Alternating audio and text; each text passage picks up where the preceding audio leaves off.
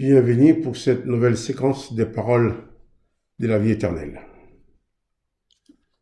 Dans cette vidéo, nous allons continuer à parler de la lumière du Christ dans nos vies.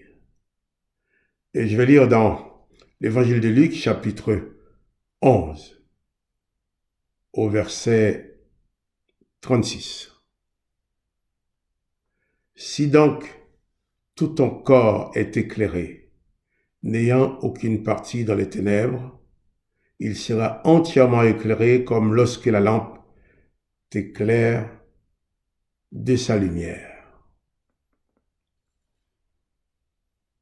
Une parole très importante venant de la bouche de Jésus, qui dit que si ton corps est éclairé, si tout ton corps est éclairé, pas seulement que tu as les bras éclairés, les jambes ne le sont pas, la tête éclairée, les pieds ne le sont pas, tout ton corps sont éclairés, il ajoute n'ayant aucune partie dans les ténèbres. En lisant ces versets de la Bible, de l'Évangile, je vois Jésus en train de parler à ceux qui pensent pouvoir servir Jésus à moitié, obéir tantôt à Jésus-Christ, tantôt à autre chose. De ceux qui vont lire aujourd'hui Matthieu 5, 48, où Jésus va dire, 43, où Jésus va dire, aimez vos ennemis, faites du bien à ceux qui vous font du mal, et ensuite qui va lire les psaumes de David, les psaumes de condamnation pour dire, Seigneur éternel, tu vois tous ces gens qui me font du mal, eh bien place-les sous l'autorité de méchants, que leurs femmes deviennent veuves, leurs enfants orphelins, que ces orphelins aillent mendier leur pain loin de leur demeure, et que personne n'ait pitié de ces orphelins-là. Et puis après, bien sûr, on va dire Amen, on est même capable de dire au nom de Jésus, ô sacrilège. On ne peut pas lire et prononcer de telles horreurs en disant au nom de Jésus. Tout ton corps est éclairé. Il faut que tout ton corps soit dans l'Évangile, dans la lumière du Christ. Quand on entend des chrétiens qui disent à d'autres, quand on te fait du mal, quand quelqu'un te fait du mal, va lire tel psaume. Va lire tel psaume pour lui. Et tu vas voir ce qui va arriver. Et les gens vont lire ces psaumes de malédiction. En disant ces psaumes contre les gens, on pratique déjà une forme de sorcellerie. On prononce des malédictions au nom de l'Éternel, sachant que l'Éternel va les accomplir dans la vie de ces gens-là. Bien sûr, vous ne serez pas le premier. Puisque si vous connaissez l'histoire du prophète Élisée, lorsqu'il y avait des petits-enfants qui se moquaient de lui parce qu'il était chauve, en disant « monte chauve », qu'est-ce qu'a fait Élisée? Élisée s'est retourné, il les a maudits au nom de l'Éternel son Dieu, et l'Éternel, son Dieu, a exaucé sa prière en faisant sortir des ours de la forêt qui a dévoré 42 petits-enfants. Et alors, Élisée, pour capable dire, comme ça, on va voir qu'il y a un Dieu. Non, ces dieux-là, ce n'est pas les dieux de Jésus-Christ. Ce n'est pas les pères de Jésus-Christ. Tu ne peux pas dire que tu sers Jésus, ma main droite en Jésus-Christ, ma main gauche en l'Éternel, ou en autre chose. Parce que les œuvres que tu vas faire avec ta main gauche qui est en l'Éternel n'aura aucun rapport avec la main droite qui est en Jésus-Christ. Dans le même cas, quelqu'un qui fait du mal, à droite, Jésus-Christ te dit, tu pardonnes, à gauche, l'Éternel te dit, tu te venges. Comment tu vas faire?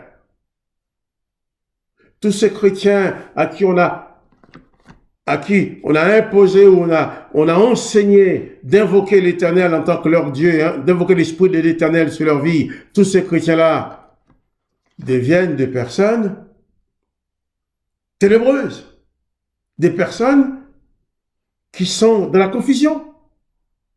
Puisque quand Jésus t'a dit pardonner, l'Éternel dit tuer. Est-ce que tu vas tuer la personne en lui accordant le pardon?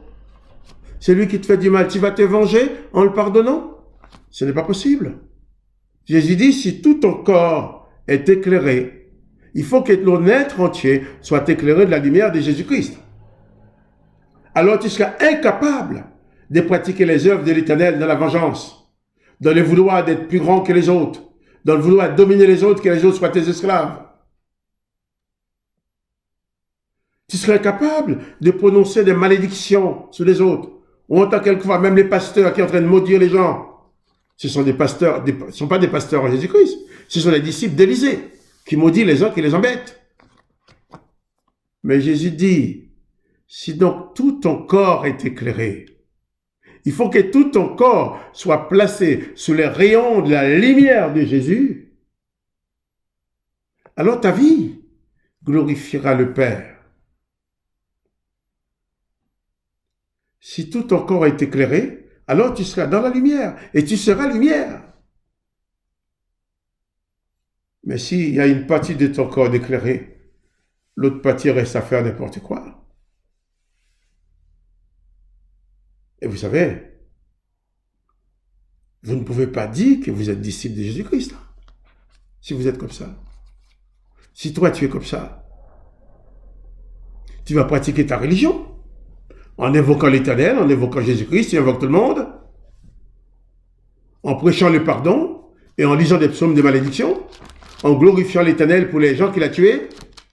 En disant qu'il les a tués parce qu'il est miséricordieux, Psaume 136. C'est lui qui tua le roi puissant. Ce qui Jésus chrétien dit, car sa miséricorde durera toujours. L'Éternel a tué des gens parce qu'il est miséricordieux. C'est la confusion totale. L'Ancien Testament, c'est le livre de la confusion. L'Éternel, c'est le Dieu de la confusion. L'Éternel dit qu'il est la lumière des gens dans les psaumes 27 et dans les psaumes 18. L'Éternel se cache dans les ténèbres. Est-ce que les ténèbres peuvent abriter la lumière? Il y a une confusion totale. Si tu veux sortir de cette confusion, attache-toi exclusivement à Jésus-Christ. Vis exclusivement avec les enseignements de Jésus-Christ. N'écoutez plus les pasteurs qui veulent vous amener dans l'Ancien Testament. N'écoute plus ces gens-là. Ce qui te sauve, c'est l'Évangile. Si l'Ancien Testament était capable de sauver les gens, le Père n'aurait pas envoyé son Fils pour t'apporter l'Évangile. C'est parce qu'il n'y avait aucun autre moyen de salut que Jésus-Christ est venu. Pour être la lumière, pour ouvrir tes yeux. Pour ouvrir tes yeux. Dans le jardin d'Éden, Adam et Ève a eu les yeux ouverts sur la connaissance du bien et du mal. Et bien là, effectivement, l'Éternel n'avait pas prévu ça. Il a pris des sanctions. Il a condamné toutes les descendances d'Adam et Ève, dont nous, à l'exclusion de la vie éternelle. Et il dit, j'ai détruit l'homme que j'ai créé. Et tous on est pour mourir. On vient sur la terre pour mourir. Bienheureux ceux d'entre nous qui ont le privilège de rencontrer Jésus en traversant cette vie qui n'est qu'un couloir qui conduit à la mort. Cette vie qu'on appelle la vie sur terre, c'est un couloir qui conduit à la mort. Nous sommes tous des condamnés à mort avant d'être arrivés au monde, avant notre naissance, nous étions déjà condamnés à mourir. Donc nous sommes morts avant de naître. Bienheureux ceux d'entre nous qui ont le privilège de rencontrer Jésus, de faire la rencontre de Jésus-Christ dans les couloirs de la mort, qui nous permet de nous évader de ces couloirs pour aller dans la vie éternelle. Dans le jardin d'Éden, ils ont eu la connaissance du bien et du mal. Mais l'Éternel les a empêchés d'accéder à la lumière. Au contraire, il les a plongés dans la condamnation, exclus de la possibilité de vivre éternellement. Et il nous a dit qu'en Jésus-Christ était la vie. Et la vie était la lumière des hommes. En Jésus-Christ, il y a la vie éternelle pour nous. Il faut nous laisser éclairer par cette lumière qui nous permet de produire des œuvres qui glorifient le Père de Jésus-Christ. Mais pour cela, je le redis encore, il faut savoir de quel esprit tu es animé. Il faut veiller à n'être jamais animé de l'esprit de l'Éternel. Sinon, tu feras les œuvres de l'Éternel comme Élisée. Tu tueras tes ennemis. Tu profiteras des autres. Qu'ils soient remplis toujours des œuvres de Jésus-Christ, de l'esprit de Jésus-Christ pour faire ses œuvres. Que le nom de Jésus soit béni. Et à bientôt pour une autre séquence des paroles de la vie éternelle.